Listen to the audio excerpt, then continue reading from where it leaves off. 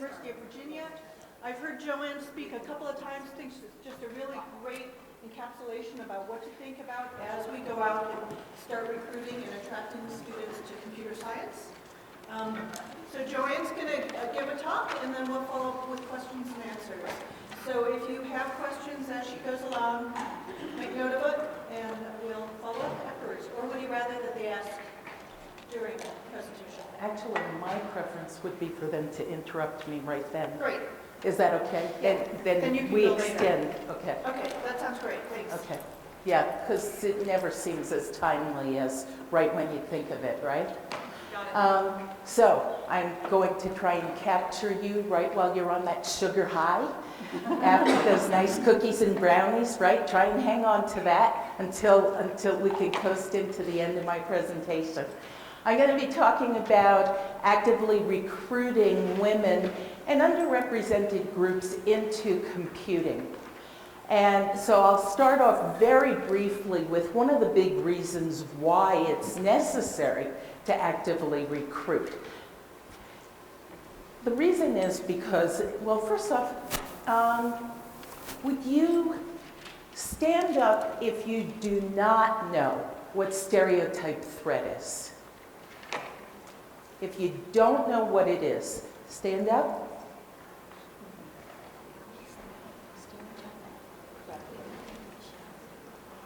Okay, a lot of people don't know, but I can't read your name, I'm sorry. Tracy, can you tell us what it is? I'm not sure about the threat part, but Go ahead. as far as stereotyping and this computer science is usually for men and for boys and mechanical and engineering, and girls don't like it. Yeah, so specifically with respect to computing, there's a stereotype about who likes it and who's good at it, who it's for. There are lots of different kinds of stereotypes, right? Stereotypes about being female, stereotypes about being white, about being other ethnic and racial groups, stereotypes about different nationalities, stereotypes about age, stereotypes about weight. Stereotypes are not automatically a bad thing. We all have stereotypes. Basically, they're shortcuts in the way that human beings think. But it's easy to go down the wrong path, to make incorrect assumptions, to overgeneralize. You might have seen that cartoon, which I did not bother to put in here. By the way, I like pictures, and and I put them in because they make sense to me. But if they don't make any sense to you, then you should ask, okay, and I'll explain it. I just think that the visual adds something to presentations. So anyway, there's this nice cartoon where there are two stick figures at the board, and so it's two guys, and they're doing a calculus problem or something, and the one guy says to the other, "Boy, you suck at math." And then in the next frame, it's a young woman with a guy. How I get young woman out of the stick figure, I don't know. It's female. And she's making a mistake, and he says, "Boy, girls suck at math." So you see the mistake in the generalization there. But we do generalize all the time. Stereotype threat, see, you have to always look at what's up around the room. I've had teachers give exams where the answers were right there on the wall, and that's what I just did. Stereotype threat is being worried that you will confirm negative beliefs about the group that you belong to. And like I said, it's not just about gender or race. If you ask me about my age and then give me a memory test, I won't do as well as I might have if you hadn't mentioned age in advance, right? Because, oh yeah, I'm getting old and my memory's starting to go, and I don't want them to think that, this isn't necessarily a very conscious process, but we get kind of stressed in those situations. So the thing is that stereotype threat inhibits interest, confidence, belonging, identity. And those are the things that affect our choice of career, or of achievement-oriented behavior. Interest, confidence, belonging, identity. And we have this stereotype about women not being good with technical things. You can ignore that. I'm the one who's violating. That's my phone ringing back there. So we have this problem. If you're a woman, you're going to think that computing is not for you. You're less likely to be interested. You're less likely to believe that you could succeed if you did it, to feel like you belong in computing, or to consider yourself a computing person. Okay. That's much less likely compared with a white man because of these stereotypes. It's part of our culture. You can reject it, but it's still there. So that's the backdrop. And so if you just let the status quo stand, if you don't do something to work against that, you will have few women and minority students in your computing classes. And you'll say, well, if they wanted to take it, it's open to them. But you're ignoring this reality in our culture if you do that. That there is something in our belief system, the stereotypes that we hold, that pushes women and minority students out. So if you don't do something to try and pull them in, it's just not going to happen. So I'm going to be talking about what you can do to try and pull them in. And I'm basing it on this interest, confidence, belonging. Sorry, I always point to my screen. Interest, confidence, belonging, identity. If you're familiar with the research, you'll know confidence is really called self-efficacy in the social psychology research. I didn't want you to think I didn't know that. I knew that. But to me, like in conversation, confidence makes more sense. It's more generally understood.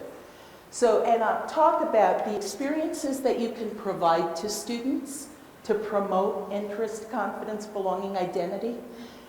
The messages that you can convey to students to promote interest, confidence, belonging, identity. And how you deliver those messages, or how you can deliver those messages. And this B thing up in the top, I'm going to come back to this, but you see the letters I, C, B, I? Mnemonics. I have a crappy memory, and it's not because I'm old. All right. So we're starting with interest. And the point that I was just making is that it's necessary for you to go beyond the students who are already interested. The students who already think that computing is cool. You have to actually spark or ignite that interest in your students. And there are various ways that you can do it. Through the experiences that you offer students, through the messages and the ways of delivering those messages. I'm going to spend a lot of time on interest and messaging, because this is one of the major areas where young women, you know, if you say, oh, you really ought to take this, you'd be so good at it. No, I don't like it. How do you know you don't like it? You don't even really know what it is. But they feel like this is not interesting. That's what they believe. They think they already know, most students. And so you have to find ways to overcome that. So you can have different projects that are available to students that are tied to their existing interests. This project here, for example, it's what do they call it? I'm sorry, I'm blanking on the name. It's like wearable computing. That's not the term I wanted. It uses a LilyPad Arduino, and it's sewn into the jacket. It's fairly simple, but what this does is this jacket makes it possible for blind people to navigate through their environment, because they get different kind of sensory feedback from what's built, this LilyPad Arduino thing that's built into the jacket. Isn't that cool? There's a lot of stuff a lot of stuff that has to do with working with fabric and sort of crafty type computing I'm blocking on the name of the researcher. There's someone who's done a lot of work in this area. Do you know? Leah Jamison? Is it? Yeah, probably. The last name just isn't sounding right. Oh, B. It's with a B. Beakley. Yeah. Okay. She's from New Mexico. Is she? I didn't know. Yeah. Congratulations. So she's done very, very nice work. And what's so interesting about this is that when she does the work that's with fabric and paper and design and things like this, she has her gender composition is inverted. She has way more girls who want to do this than she has boys. And you know, it's not that I'm saying that you should promote it, but it is a feature of our society and the way that we raise girls and what girls think they're interested in. And what I'm telling you to do is try not to perpetuate it, but take advantage of it. I think that there's a fine line there, I acknowledge that. But still, if you find that girls are more interested in this, why not? Why not make use of it? To get them interested, to get them to see what they could do with computing without trying to convert them to be interested in something that they don't already realize they're interested in. Okay, these messages that you could use seem to particularly resonate with young women based on research that's been done about teens in the US. Okay. Flexibility. That being a feature of a computing career is a very positive thing. In my own research, I've done this with graduate students and with undergrads, and what I find is that different people mean different things when they say flexibility. You know, oh, I want to go into a computing career because it's such a flexible major and it's such a flexible career. And one person means it offers time for you can work at home. Somebody else means something different. One of the things that I focus on is you can work in any industry. You can work in any part of the country. And you can be in computing. Oh, you want to work in a hospital? Yeah, computer scientists can do that. So, you know, focus on flexibility. Actually use that word. Socially relevant. This is something that people don't tend to recognize about computing. So the examples that you offer should make that clearer. Like that wearable, that jacket that facilitates blind people getting around. That in computing, for the most part, people work with others. This is not an unusual situation. It's more unusual to be isolated. You're working as part of a team. You might have customers. You might interface just with other computer scientists. It varies, but it's the days of working all by yourself all the time in a cubicle and not interacting with other people are, for the most part, gone. You can have time with your family. Computing is no worse than other professions in terms of how much time you need to invest in your career. I looked that up from the Bureau of Labor Statistics. Job projections are fantastic. High salaries to start and continuing. And surveys show that women in computer science are more satisfied with their careers than women who are in other fields. Okay, so does everybody know the .diva website? DOTDIVA.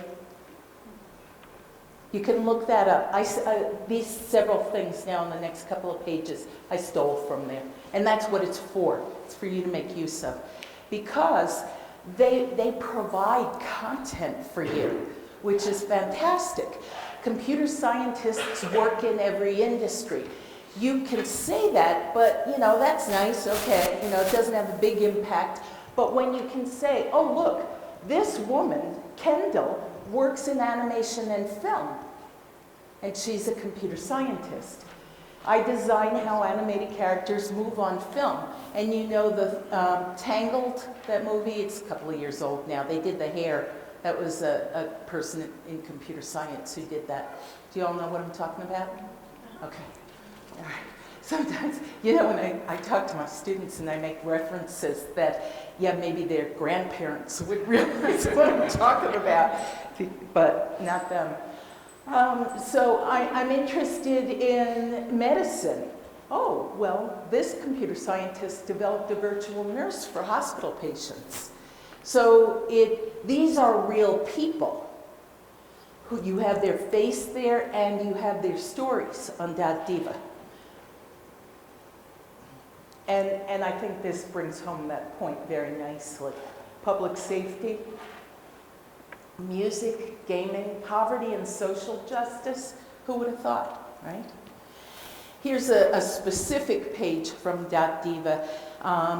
The message that you want to convey is that computing offers exciting work that affects our world and the people in it. That's a message that particularly resonates with young women. Young women who aren't like, oh, computer science, I just want to do that. Who cares what it's for or why? I don't care anything about it except the fact that it's so much fun to figure out how to program something. And that's great. I'm not saying that you want to ditch those people. Don't. You want to hold on to those people and reach past them. And this actually, you know, I keep focusing on women. And the research that I talk about is related to women. But really what this will do is open it up to a broader spectrum of men, too. Okay, so these women create technology for tracking endangered dolphins. That's what she does. And then this one down here does designing and displaying new fashions. But here are some of the other things that people in computer science have done. So what I'm doing is I'm continuing to give you examples of messages that will resonate with young women. Certain ethnic communities place high value, especially high value, on giving back to their community. And so for students who are motivated by that, it's important to explain that you can give back to your community by working as a computer scientist. And I have a tendency to say computer scientist, but computing. It's broad, I mean this broadly. So this one example about creating technology that helps with identifying displaced people without disclosing who they are, their identities to someone who might not be all that friendly toward them. All right, so those for people who care about giving back to their community. Young women are usually less motivated than men by how much money you're going to make. That doesn't mean they don't care about it. And if you're dealing with students who are from a lower socioeconomic background, this matters way more to them than just sort of the average young woman. So what I did here was I took the top occupations according to the Bureau of Labor Statistics. These occupations require a bachelor's degree, and they do not require any additional training. So that was my selection. Teaching is not in here. Within those constraints, what are the jobs that are projected to have the most openings in 2020 by the Bureau of Labor Statistics? That's this list of occupations. But I reordered them based on median salary. Software developers, you know, one's for systems and one's for something else. So then you have medical and health services. Then you have systems analysts, programmers, networks. And so you see that computing has a lot of those jobs that you can walk out with your degree in hand from college and start a career. No additional training, no nothing. And there are going to be lots of openings. This is both turnover and growth added together. And they're paid well. This is another, I know it's hard to read. The reason I put it up here is because this is the universe of all those occupations that I just told you how selected, right? Degree, nothing more. And here are the projected openings for them. That much is CS. Half of it is STEM. And then the only other sizable chunk is accounting and auditors.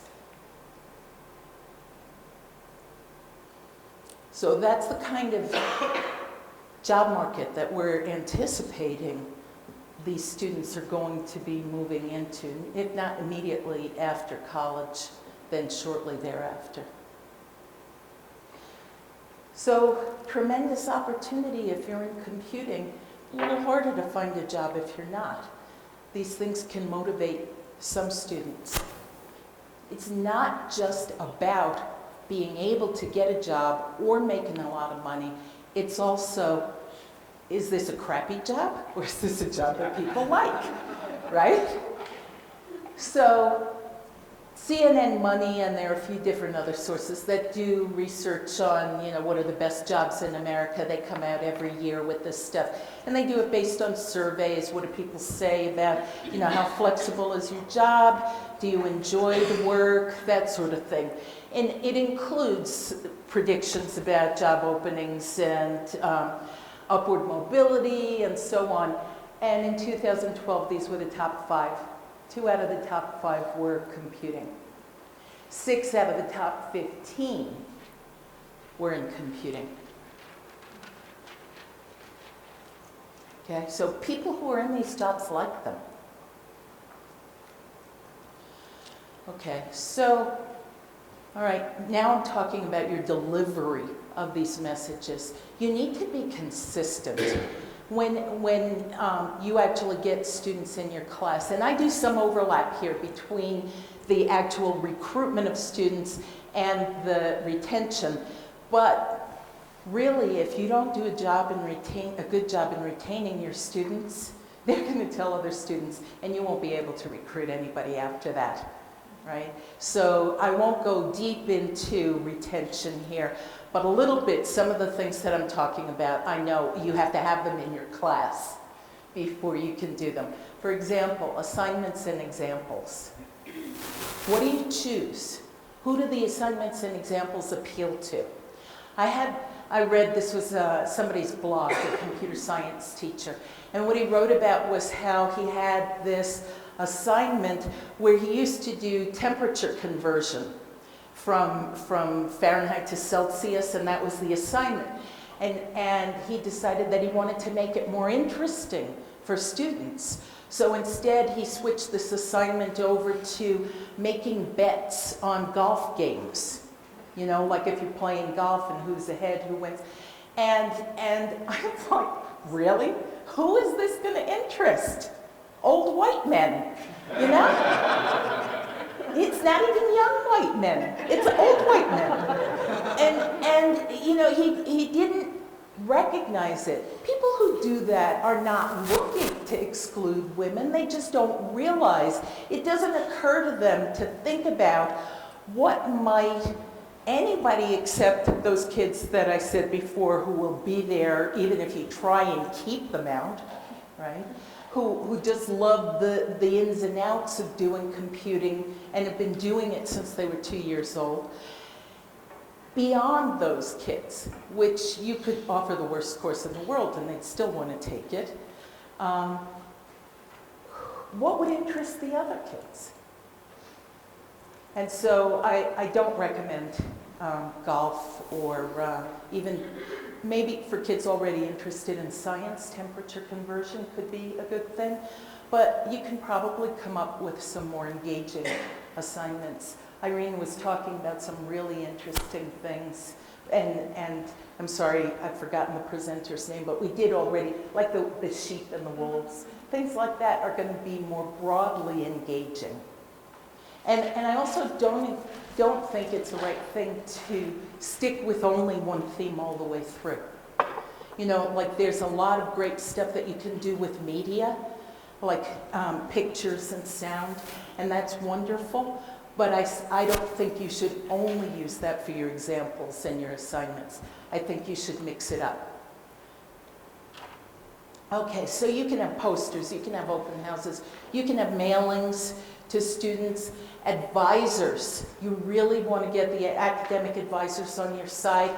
They need to know about computing and the opportunities available in computing. And by the way, I brought a lot of stuff in the back that was created by NC WIT. For example, we have some things that are marked C4C, and they are specifically part of a campaign to inform academic advisors about the opportunities in computing. So it's the kind of stuff that yes, there are loads of jobs, yes, these are good jobs and high-paying jobs, because they won't recommend that students go into it if they don't believe that that's the case.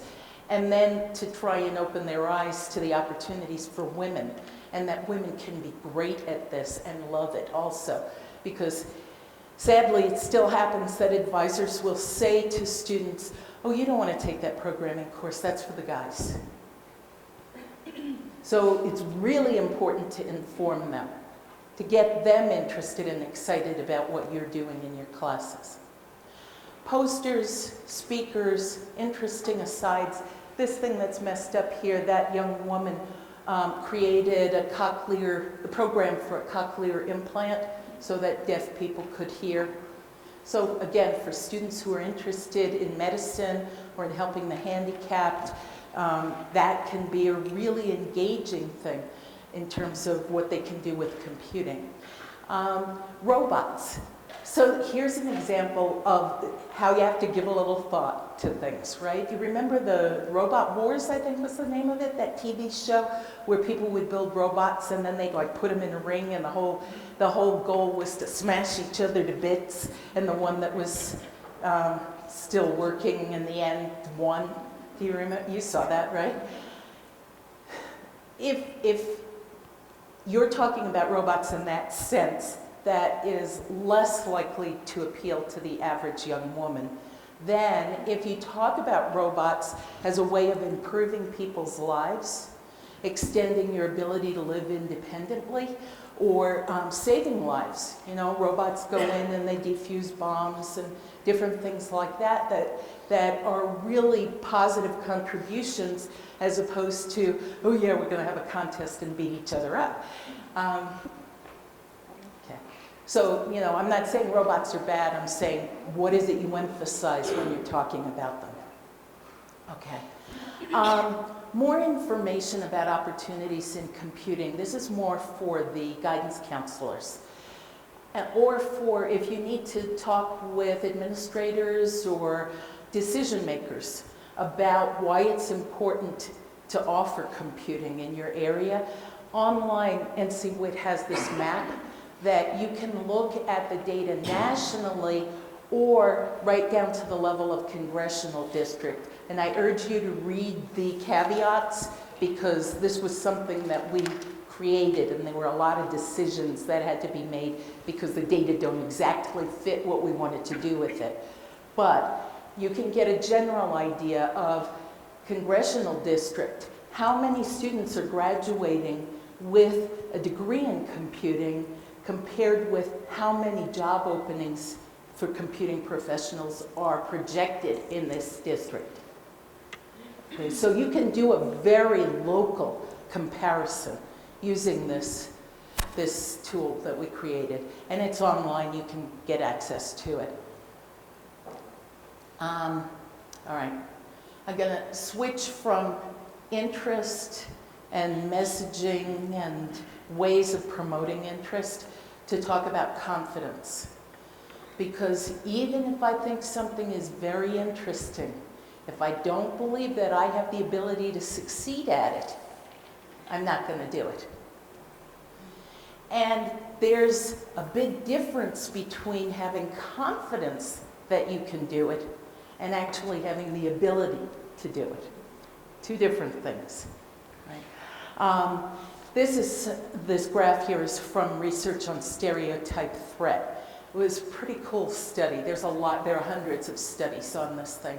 And the way it impacts performance, actual performance. So they went into a college-level advanced calculus course. In this course, there was no gender difference in grades. Okay? Everybody, the men and the women were performing equally well. They had the same average as groups. But in the typical advanced mathematics class, women are there under stereotyping conditions, right? That's just sort of par for the course. It's what our culture offers us. So no difference in test scores in average. Then they performed an intervention to reduce the impact of stereotype threat. And I think I'll talk a little bit later on about different kinds of interventions for that. And what they found is that the women who were in that class outscored the men on another test. So there is a big difference between confidence and ability. These women are operating under conditions where they have less confidence in their own ability to perform, where the stereotype threat actually can inhibit their performance. An interesting thing has to do with SAT. You know the math SAT, there's like a persistent 30-point gap on average based on gender. Men tend, on average, have a 30-point higher math SAT score than women do. And that's gone on for years and years and years. But one of the interesting things is that at the beginning of the math SAT, they take demographic information. They ask questions about, are you male or female? And that kind of a question can trigger stereotype threat in that setting. And there's been research done that, this is in the midst of a big fight. College Board says, oh, no, it doesn't. Social psychologists say, oh, yes, it does. And they've done research, again, with interventions to reduce the stereotype threat. Actually, what they did was they moved the demographic questions to the end of the exam. No gap, no gender gap in average score. Can you see how this can build up and have an impact on students? And actually even affect the course of their lives? Because I'm just not good enough. That might be interesting, but it's not for me. I can't do it.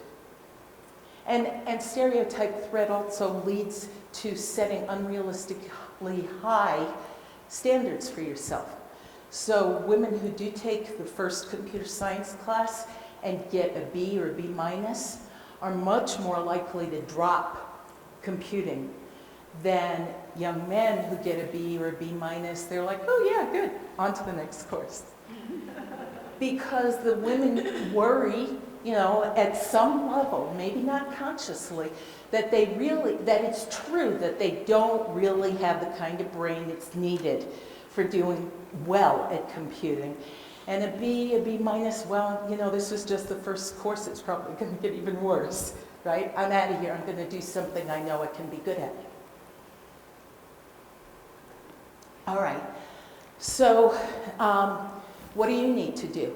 You need to help the students build their skills. You want to give them success experiences. Now, a lot of times, actually, I went nutso in a faculty meeting because people were talking about the philosophy upon which the first year experience in the engineering school rests. And number one was, we want to challenge our students to the point where they fail and then have to learn how to recover from failure. I was like, are you kidding me? Why do we want to do this? Why is this a good thing? It's not the Marines. This is not break them down and build them up again. Most, especially young people, if they have a major failure experience, are going to learn from that this is the wrong thing for me to be doing, especially in the US. And we do have a problem with that here. You know, that gets into other issues of how do you respond to a challenge? You know, do you walk away or do you build the skill? Well, so it's a fine line you need to walk as a teacher. It's not that you don't want to coddle them or never give them the kind of feedback or experiences where they will grow, where they'll learn.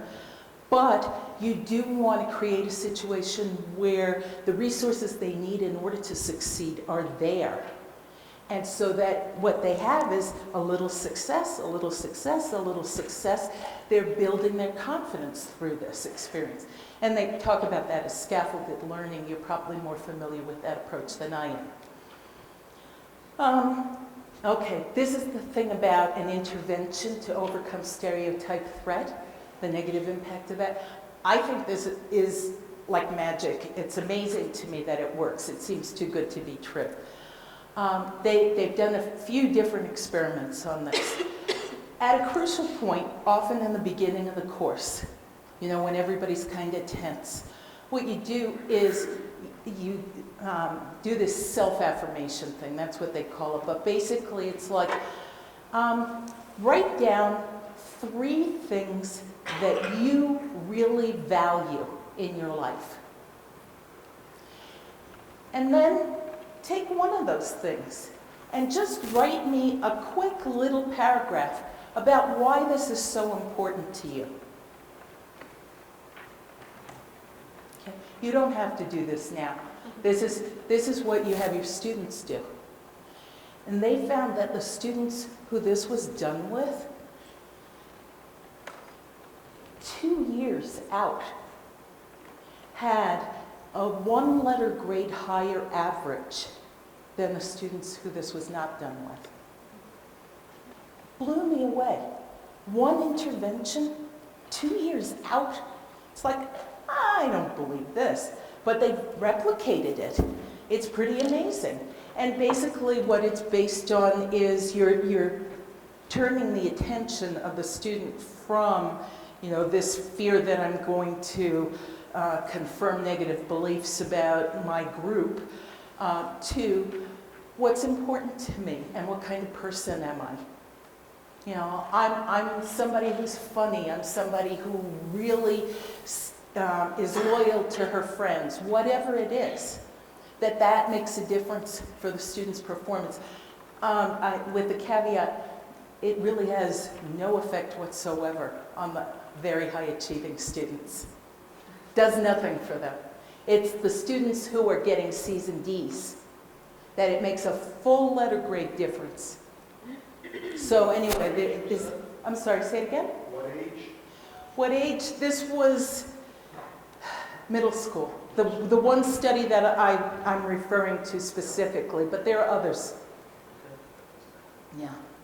Okay, so that's simple. I did that as a sort of getting to know you thing, first day of class, right? I have to see how they write for my course, and you know, it takes me till the end of the semester to learn names anyhow. Okay, another thing. So success experiences, self-affirmation. When somebody who is credible, like you, say to the student, everybody has trouble with this in the beginning. I know that you can do this. You have this ability. I've seen you do X, Y, and Z. You are a credible person. It's different from my mother telling me I'm beautiful. You know, you know, it's like, well, of course, you know, I know, but no, I mean, your mother has to think you're beautiful, right? But when you have an instructor who doesn't have to think that you're good at computing, tell you that they know you can. I've had undergraduates who are graduating with a degree in computer science. This one woman said, I never really thought that I could do this, but my instructor, my advisor, kept telling me all the way through. He knew that I could do this. I was going to be great. And it was sort of like she borrowed his confidence in her. And that's typically more of an issue for young women. than it is for young men. Important message, again, I want to reiterate. Confidence in your ability to do it is not the same as ability to do it. It's the confidence that you have to watch out for. You know, a student will come and say, oh, you know, I just don't, I'm having a hard time and I don't think I belong here.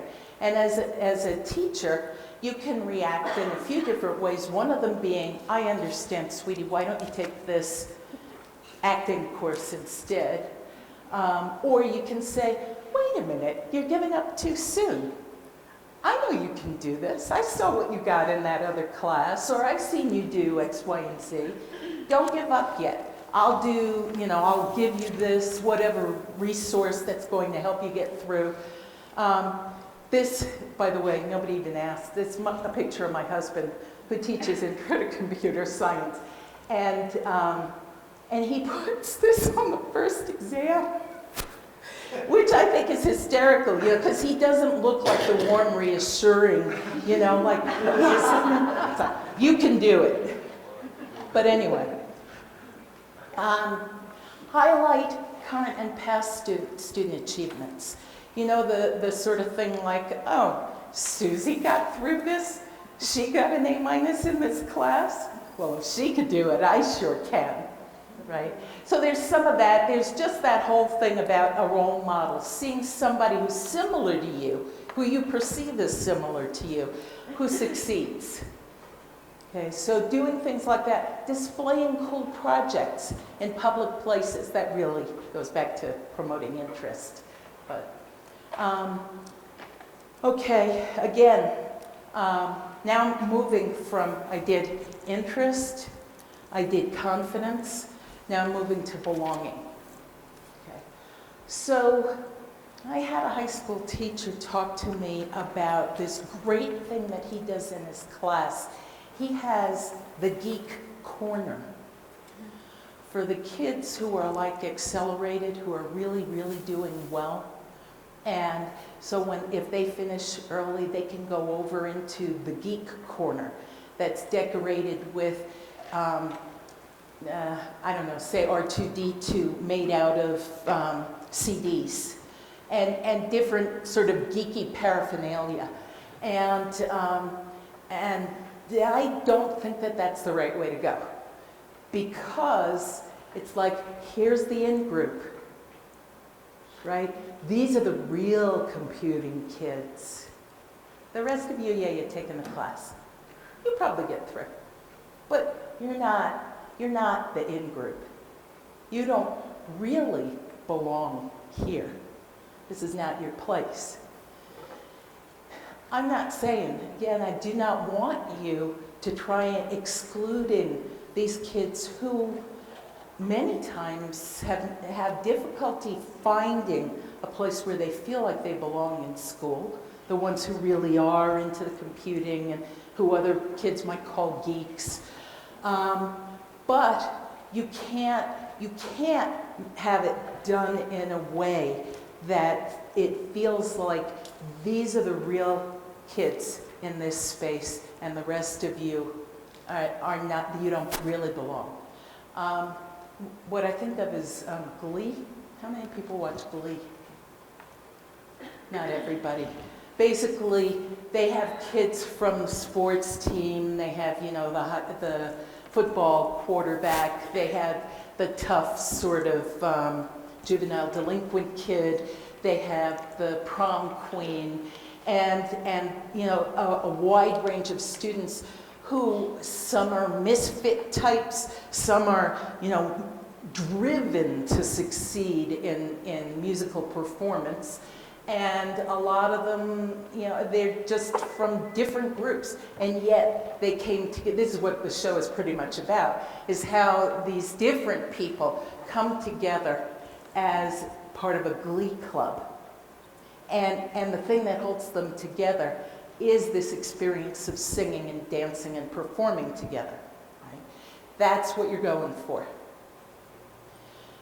I might not be, you know, into the same aspect of computing as you, but I am into computing. And I am good, maybe at different aspects of it, or maybe just as good as you, but like to spend some of my time on other things. But we're all here together in this class, or in this after-school club, or whatever, and we're here because we enjoy doing this computing stuff. So you want that inclusion, not that special, yes?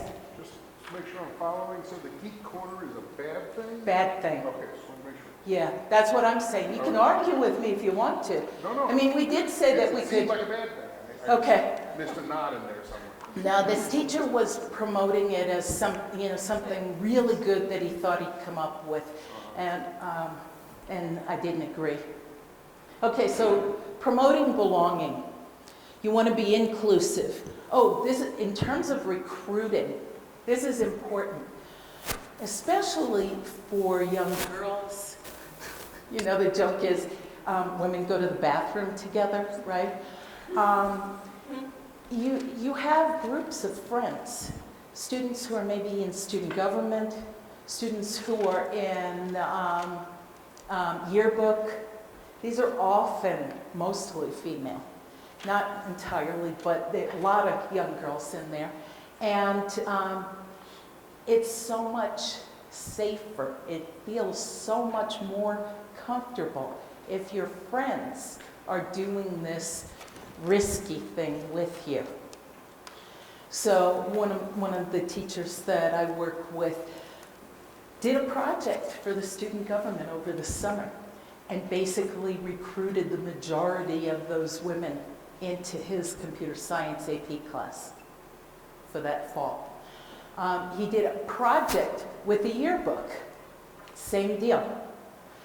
And he had one student who he was trying to recruit, and she came to him and she said, I'd really like to take your class, but I only want to take it if my sister can take it too. Is that okay? And he said, the sister was valedictorian. And he said, he thought about it. And he said, yeah, she could take it too. But the whole idea that young women are more, and this probably goes for any group that doesn't feel like they really belong, that other people think that they belong in your course in computing, that if you bring them in at least 2 at a time, and in small groups, you're likely to have more success. Use collaborative learning as a way of getting students to interact with each other and feel like they belong. That's pair programming, peer-led team learning. There are a lot of different types. There's good research that shows that pair programming is effective at building confidence too. And then, set a tone of mutual respect, not like, oh, here's another dumb question from Susie Q. She really doesn't get it. You want everybody to feel comfortable in the class. Be conscious of your language if you really want to communicate that feeling of belonging. I went to a talk that I thought was going to be fantastic, right? Because the name of it was Saving the World with Computer Science. And I was like, yes, a message that will appeal to young women, right? So here's this recent graduate coming back to talk about the work that he'd done in Southeast Asia as a computer scientist and helping the community.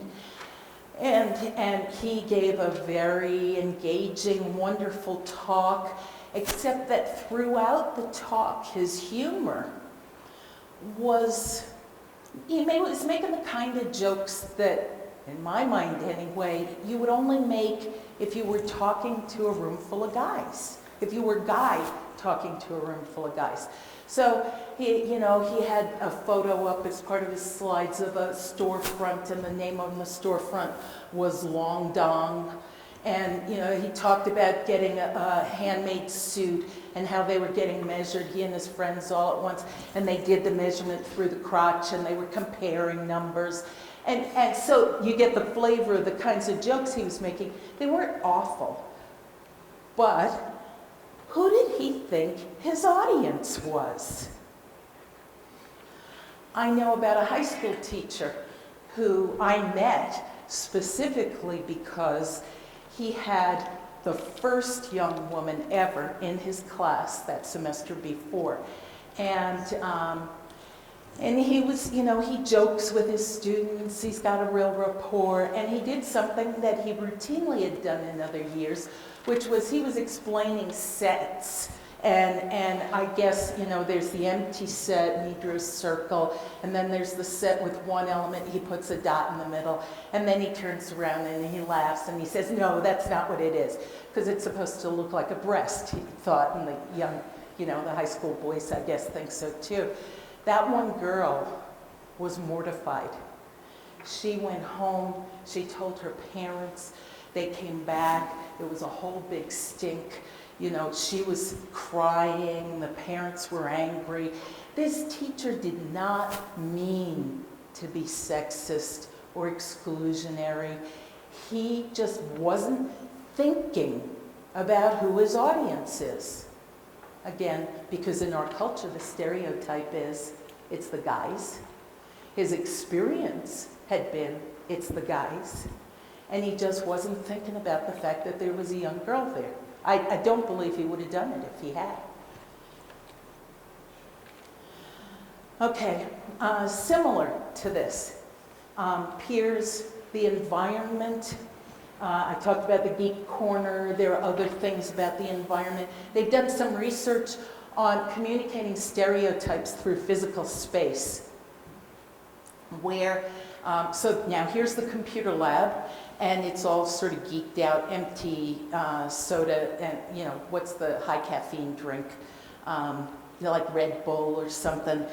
Empty cans all over the place, and you know, the like Star Wars stuff made out of CD discs, and very, if you think of geeky environment, that's what it was. And they had students go into that and then fill something out about how interested they are in studying computer science. And then in contrast, they did the same room made up very neutral. You know, landscape pictures, flowers in the room, water bottles available, more, you know, much more generic. And did that same survey, and what they found was that there was a measurable difference with young women being much less likely to want to study computer science after going into the geeky room. Again, it's a high school teacher who talked about before and after he went to a talk like this. How in the cafeteria, every club in the school had like a poster up, you know, sort of their emblem. And this was the one for his computer programming team. It's the iron chic, ready to pound nerdy kid from a competing high school programming team, the rich kids. This was at a school where the kids tended to be lower socioeconomic status, but they won all the time. So yeah, they would pound those geeky rich kids. And they loved that, right? So this was their identity. And what he said was, gee, it never occurred to me that high school girls wouldn't see themselves in that poster. Right? It just didn't occur to him. He didn't realize.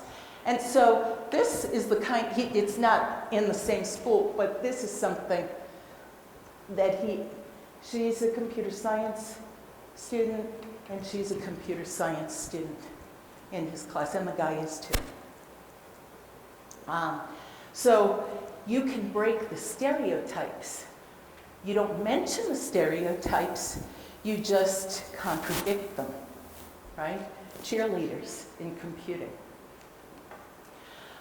This is another one of his students. They participate in Masters of the Mainframe, IBM, it's a contest. And anyway, I'm jumping ahead. This is about identity. Now I'm switching over from belonging to identity, which is not just do I feel at home and comfortable with these other people, but do I think that I am a computing person?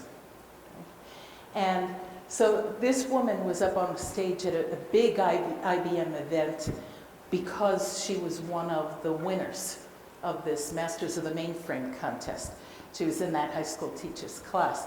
And what she said, they were interviewing her, asking her questions, and what she said at one point was that they didn't realize that this is the face of a supercoder.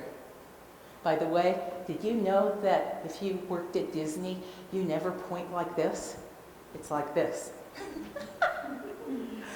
Weird things you find out along the way. Because it's rude to point like this, but not like this. Anyway, so this is the face of a supercoder, she said. All right, she has developed that identity. And you can offer students experiences where they get to develop, they get to try on and develop that identity as a computing person. Not just a user, but a creator, right? So there are research experiences. This is really more for undergraduates, but there are some out there for high school students, even internships. There are contests. Those are resume builders for your students. They can give presentations, poster presentations at regional conferences. You ever think about going to the Grace Hopper Celebration of Women in Computing with your students? Probably not that because it's expensive and it's national, but there are regional versions. Regional Celebration of Women in Computing, New Mexico had one already and will likely have again. All of these offer opportunities to sort of stand up and speak to other people as a representative of somebody who knows something about computing. Okay. Assign your students work that they would like to show off to other people. Right? This is a very early assignment that's done in the intro course that my husband teaches. You can easily get information off the internet, and so you can set something up that feeds into the a weather report, right? A daily weather report, and it's sort of like a little app. Sorry, didn't have the word. But anyway, the students liked that. They thought it was really cool. Another thing that they did was, this was a couple of years ago, when the song All the Single Ladies by Beyonce was hot. You know what I'm talking about? I might have the wrong name. It just starts off that way. Put your hands up. Yeah, right. So there's one, they have the dance, right? He cut out the three dancers. They're like this as they do the, you're not getting any more demonstration than that from me. Anyway, he cut that out, and the students superimpose it on a picture of the rotunda at UVA, and they march across the lawn, and so anyway, the students like that kind of stuff. They show it off to their friends who are not in your class. And then you get more people who are like, oh, cool, I want to be able to make that. Align the identity as a computer scientist with other identities that the students already have and value. Be very careful about using terms like geeks, code monkeys. There's something to do with, somebody who lives in a cubicle. I don't remember that one. Or taking a myth-busting approach. If you do myth-busting, what is likely to happen is that you might, what we call, plant weeds. In other words, oh, it never occurred to me that computer scientists were geeks. Now you just said, computer scientists are not geeks. Oh, wow. Why are you saying that? I didn't know they were. Yeah. Who thinks they are? People think they are. Huh? So you might create or reinforce stereotypes. Also, people forget part of the message, like maybe the not part. So stick with the positive things, like the cheerleader, the ballet dancer, who are in computing and doing great and love it. You can deliver these experiences and messages that contribute to developing an identity as a computing person through different sponsoring organizations like the IBM Masters of the Mainframe. There are lots of different contests. NC WIT has an award for aspirations in computing. I hope you all know about that because it's a great thing. You should not be handpicking who has a good chance of winning. If this person is female and is in your class or interested in your class, have them apply, because what happens is they get on the list, right? Even if they don't win anything, they get on the list and they're drawn into that community. They get information about other opportunities, and that helps develop them and their interest in computing. Okay. So, what else? Like, I haven't given you enough to do already, right? Forming relationships with other teachers, with community college and university professors, with youth leaders. These are all ways that you can get these positive messages out about computing. If you haven't already, you should join CSTA, Computer Science Teachers Association. Do you have one here, a local chapter? Yes, great. You can attend the Tapestry workshop, which is a project that I have. That's for high school teachers. We run for 3 days in the summertime and at different locations. And this is like one session in that workshop, which focuses on increasing diversity through pedagogy, through active recruiting. I don't remember what else, all good stuff. NC WIT, all those materials back there, that's for you. I'm hoping you take every last piece of it, if not for you to use, to give to somebody else who needs to know it. We have a lot of resources. That's why NC WIT exists. And then the fact that you are participating in this is fantastic. And I'm really thrilled about this effort. I think it's going to do great things. Oh, okay. So I mentioned, how am I on time? And the fact that nobody's asked me any questions. You're about 5 over? Already? Yeah. Even with the half hour? No. Oh, good. Okay. Then, because I'm nearing the end of the talk. Okay. Yeah. Did you have a question? I have a couple of questions, but I can wait. You want to wait? All right, because I'm close to the end now, so. All right, so this is examples from some of the other high school teachers that I've worked with through the Tapestry workshops. This first guy, Seth, is exceptional. He is just amazing in what he's accomplished. He started off, he was already an award-winning teacher. But like was standard, he had 12% women in his CSAP class. And he had decent enrollment. It was about 30, 35 students. And he was the one that didn't realize that the Iron Sheik wouldn't be a good symbol for young women. He just didn't think about it. Never occurred to him that he was doing anything that would push the young girls away. So he came to the Tapestry workshop and he listened. And this guy is amazing in part because he really takes what you say to heart.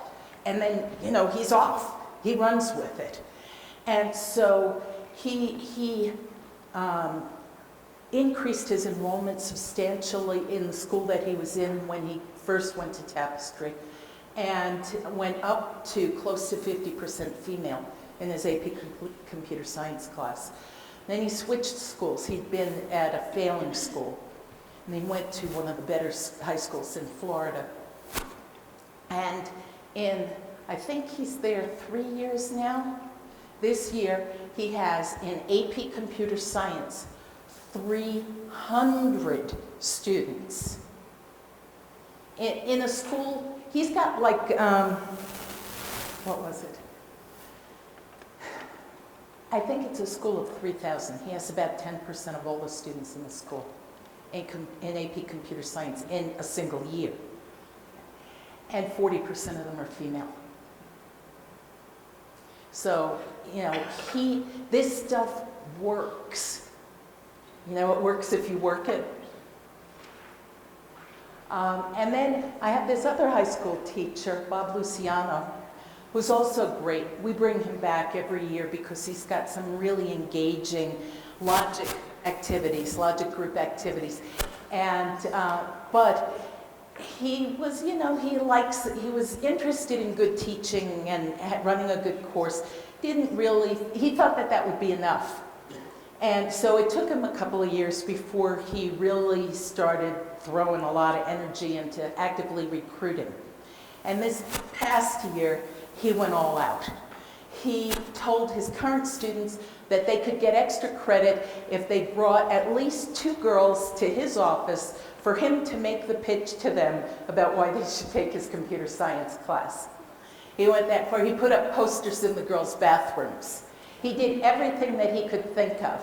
His enrollment overall went way up, 55 students and 20% female. Not like Seth's numbers, but he's doing what he can, and if he gets good word of mouth, it'll grow. So like I said, it works if you put the energy into it. But nobody else will know that it worked for you if you don't track your numbers and report them back. Please do that. So I could put your picture up here next time I do the talk, right? I've heard things from other teachers about how they were going to cancel computer science in their school because there was no student interest. And then after implementing this active recruiting stuff, they had to cap enrollment because they had too many students who wanted to take it. It really works. Okay, here's this thing, mnemonic device. It's interest, confidence, belonging, identity. These are the things that you want to promote. I, C, B, I. Big B eyes. Okay? I thought it was funny. Thank you. And now for the questions. Yes, Dave. Can I ask you two questions about your opinion? I'm not disagreeing with any of these. Mm-hmm. Yeah, so I have two things to say. One is that everything you're doing is kind of a reaction to the status as it is now. And do you see that this is a cultural issue, or a genetic issue, or, you know, what's the long-term future? I see this as a cultural issue. So it might go away in the future? Yeah. Oh, yeah. Women didn't used to be doctors. Women didn't used to be a lot of things that all of a sudden, you know, like clerk in business, that they needed men to do that, right? You know, all sorts of different occupations, and not just because women didn't work, but because it was thought of as needing characteristics that were masculine characteristics. Things do change. Okay, the related question is also that in the short term, do you have any opinion on girls-only classes or girls-only colleges? They might work. I don't know. What I can say is that it's not a solution that I favor because it rests on gender segregation. And also because we have a scary history with separate but equal.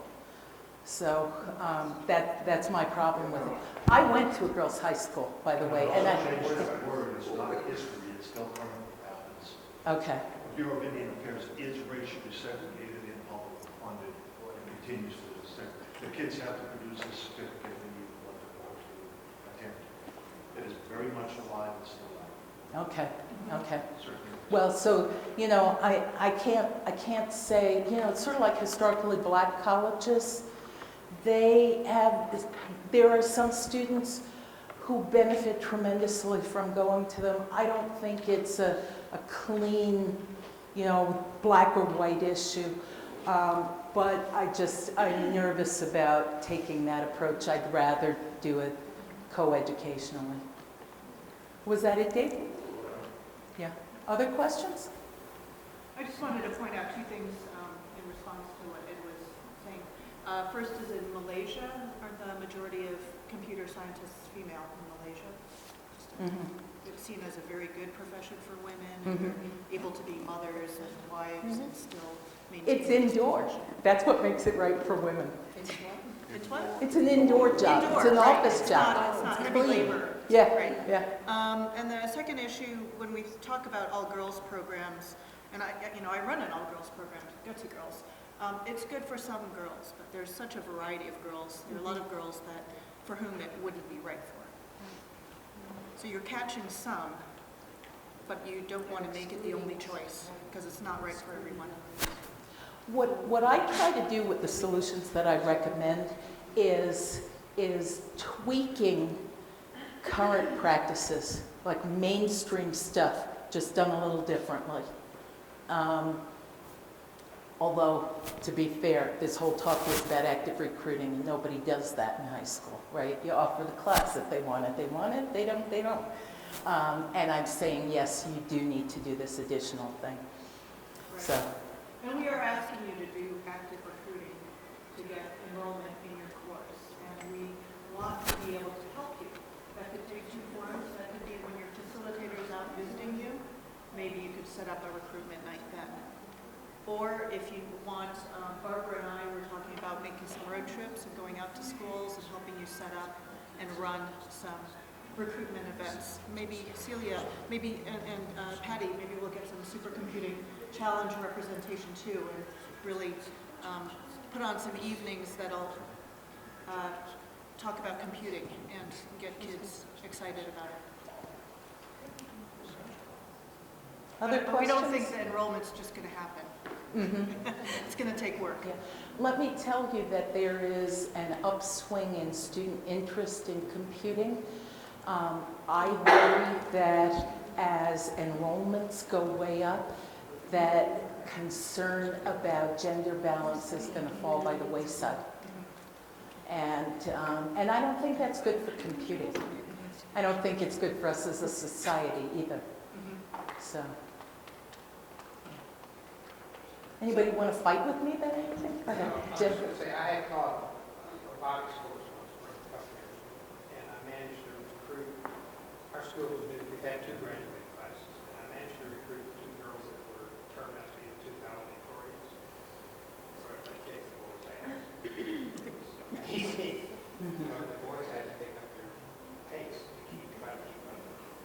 And like there's plenty of evidence like that supports why I don't believe this is a genetic thing.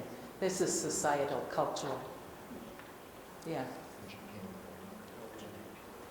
Okay, well, I'm happy to continue discussing if you would like to, but one thing I really want to urge you to do is to take a look at the materials in the back. It's for you, it's for your colleagues, it's for your guidance counselors. And there are some posters about pathways.